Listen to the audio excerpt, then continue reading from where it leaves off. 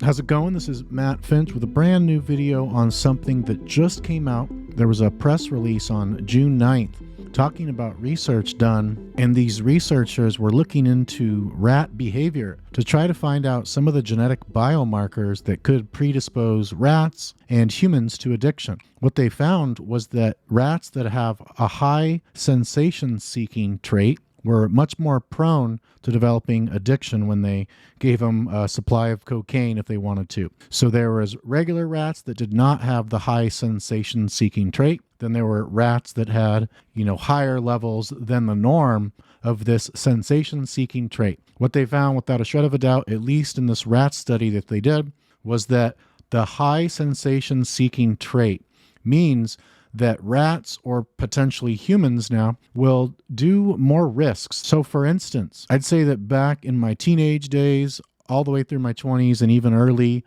to perhaps mid-30s, I had a huge high sensation-seeking trait. When I was a teenager, I loved to big wave surf, huge waves, big giant waves. I almost died a few times doing that. It was all about the adrenaline seeking, the high sensation seeking.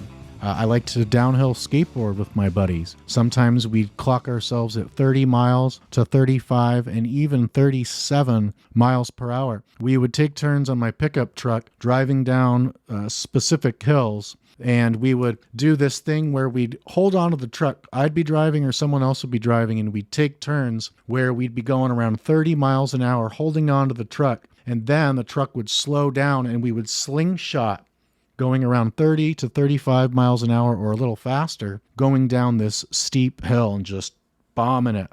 We weren't swerving to slow down. We were just bombing these hills. And that escalated into high sensation-seeking drug use and alcohol use and drug combinations and drug and alcohol combinations. The high sensation seeking led to me doing all sorts of crazy drugs, behaviors, sleeping around, promiscuity, trying LSD, camping in Mexico. I got into some of the craziest, gnarliest situations in life. I put myself in most of them due to the decisions that I made. A lot of it was stemming from this high sensation seeking trait.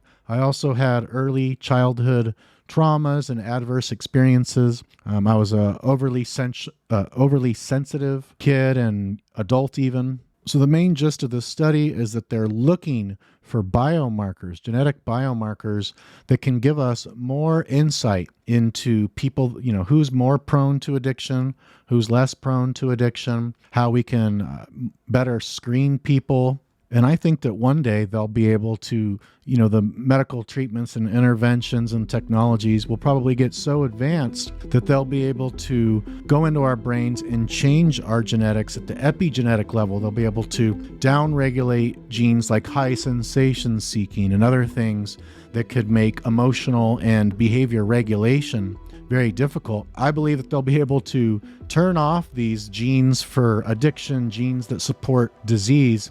They'll be able to turn on and upregulate healthier genes that give us better lives and better brains and better behaviors.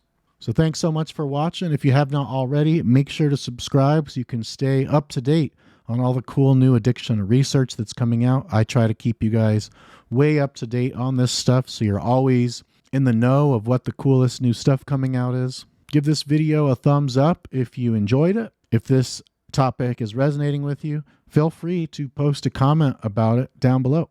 Love to read about it. Take care.